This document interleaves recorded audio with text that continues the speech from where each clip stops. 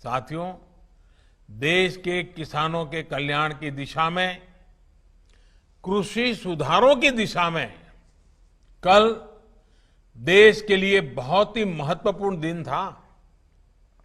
कल विश्वकर्मा जयंती के दिन लोकसभा में ऐतिहासिक कृषि सुधार विधेयक पारित किए गए हैं। इन विधेयकों ने हमारे अन्नदाता किसानों को अनेक बंधनों से मुक्ति दिलाई है। आजादी के बाद किसानों को किसानी में एक नई आजादी देने का काम हुआ है। इन सुधारों से किसानों को अपनी उपज बेचने में और ज्यादा विकल्प मिलेंगे और ज्यादा अवसर मिलेंगे। मैं देश भर के किसानों को इन विधेयकों के पारित होने पर बहुत बहुत बधाई देता हूं। किसान और ग्राहक के बीच जो बिचौलिए होते हैं, जो किसानों की कमाई का बड़ा हिस्सा खुद ले लेते हैं, उनसे बचाने के लिए विधेयक लाए जाने बहुत आवश्यक थे। ये विधेयक किसानों के लिए रक्षा कवच बनकर के आए हैं। लेकिन कुछ लोग, जो लोग दशकों तक देश में शासन करते रहे हैं, सत्ता में रहे हैं, देश पर राज किया है, वो लोग किसानों को इस विषय पर भ्रमित करने की कोशिश कर रहे हैं, किसानों से झूठ बोल रहे हैं। साथियों, चुनाव के समय किसानों को लुभाने के लिए बड़ी बड़ी बातें करते थे, लिखित में करते थे, अपने घोषणा पत्र में डालते थे और चुनाव के बाद भूल जाते थे।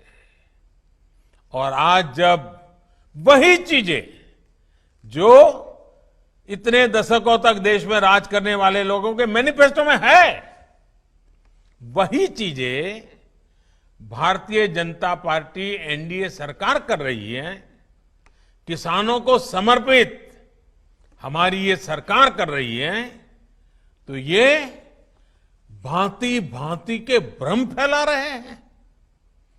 जिस एपीएमसी एक्ट को लेकर अब ये लोग राजनीति कर रहे हैं, एग्रीकल्चर मार्केट के प्रावधानों में बदलाव का विरोध कर रहे हैं, उसी बदलाव की बात इन लोगों ने अपने घोषणा पत्र में भी लिखी थी।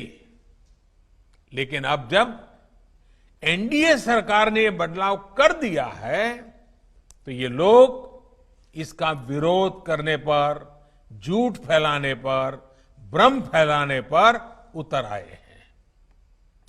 सिर्फ विरोध के लिए विरोध करने का ये एक के बाद एक अनेक उदाहरण सामने आ रहे हैं।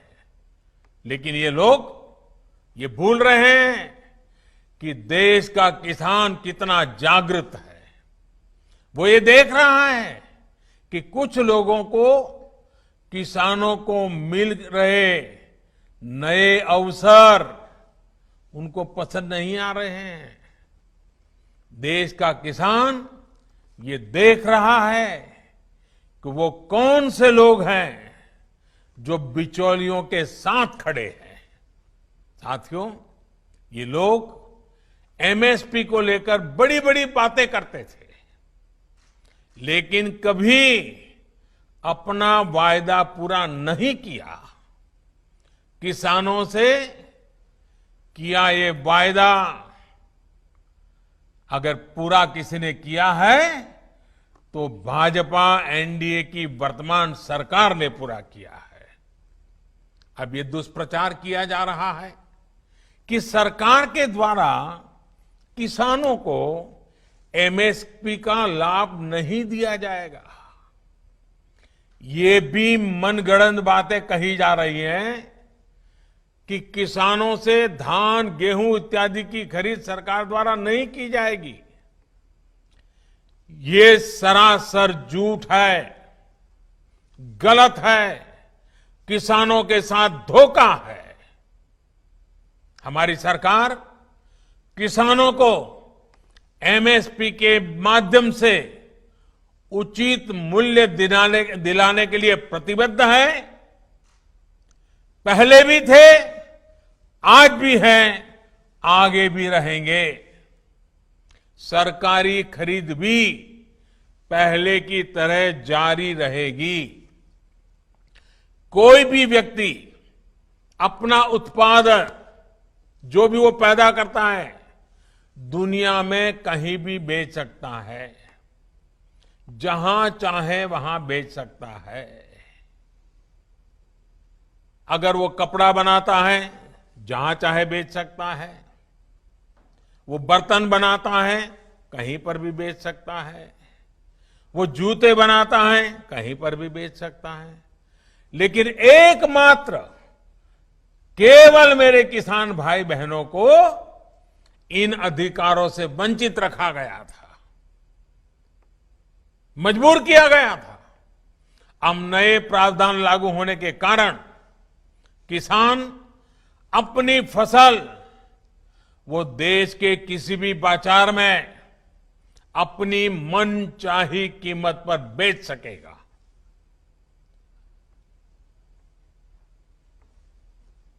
ये हमारे कोऑपरेटिव्स, कृषि उत्पादक संघ, एपीओस और बिहार में चलने वाले जीविका जैसे महिला स्वयं सहायता समूहों के लिए एक सुनहरा अवसर लेकर आया है। साथियों, नीतीश जी भी इस कार्यक्रम में मौजूद है। वो भली भांति समझते हैं कि एपीएमसी एक्ट से किसानों का क्या क्या नुकसान होता रहा है। यही वजह है कि बिहार का मुख्यमंत्री बनने के बाद अपने शुरुआती वर्षों में ही नीतीश जी ने बिहार में इस कानून को हटा दिया था। जो काम कभी बिहार ने करके दिखाया था, आज देश उस रास्ते पर चल पड़ा है। साथियों, किसानों के लिए जितना एनडीए शासन में पिछले 6 वर्षों में किया गया है, उतना पहले कभी नहीं किया गया। किसानों को होने वाली एक एक परेशानी को समझते हुए, एक एक दिक्कत को दूर करने के लिए हमारी सरकार ने निरंतर प्रयास किया है। देश के किसानों को बीज खरीदने में, खाद खरीदने में, अपनी छोटी छोटी जरूरतों को पूरा करने के लिए किसी से कर्ज न लेना पड़े, इसके लिए ही प्रधानमंत्री किसान कल्याण योजना शुरू की गई थी। इस योजना के तहत अब तक देश के 10 करोड़ किसानों के खाते में करीब करीब 1 लाख करोड़ रुपए 1 लाख करोड़ रुपए सीधे किसानों के खाते में ट्रांसफर किए जा चुके हैं। कोई बिचौलिया नहीं। किसानों को पानी की दिक्कत ना हो, किसानों से अटकी पड़ी सिंचाई, दशकों से अटकी पड़ी सिंचाई, वो परियोजनाएं पूरी हो, इसके लिए प्रधानमंत्री कृषि सिंचाई योजना पर करीब 1 लाख करोड़ रुपए खर्च किए जा रहे हैं। वो यूरिया जिसके लिए लंबी लंबी लाइनें लगती थी, जो किसानों के खेत में कम और फैक्ट्रियों में ज्यादा आसानी से पहुंच जाता था, अब उसकी 100% निम कोटिंग की जा रही है। आज देश में बड़े स्तर पर कोल्ड स्टोरेज का नेटवर्क तैयार किया जा रहा है। फूड प्रोसेसिंग से जुड़े उद्योगों पर भारी निवेश किया जा रहा 1 लाख करोड़ रुपए का एग्रीकल्चर इंफ्रास्ट्रक्चर फंड बनाया जा रहा है। किसानों के पशुधन को बीमारियों से बचाने के लिए देशव्यापी अभियान भी चलाया जा रहा है। मछली उत्पादन बढ़ाने के लिए, मुर्गी पालन को प्रोत्साहन के लिए, शहद उत्पादन बढ़ाने के लिए, दूध उत्पादन बढ़ाने के लिए किसानों को आय बढ़ाने के अतिरिक्त विकल्प देने के लिए केंद्र सरकार निरंतर कार्य कर रही है। साथियों, मैं आज देश के किसानों को बड़ी नम्रतापूर्वक अपनी बात बताना चाहता हूं, संदेश देना चाहता हूं। आप किसी भी तरह के भ्रम में मत पड़िए। इन लोगों से देश के किसानों को सतर्क रहना बहुत जरूरी है। ऐसे लोगों से सावधान रहें जिन्होंने दशकों तक देश पर राज किया और जो आज किसानों से झूठ बोल रहे हैं। वो लोग किसानों की रक्षा का ढिंढोरा पीट रहे हैं, लेकिन दरअसल वे किसानों को अनेक बंधनों में जकड़कर रखना चाहते हैं।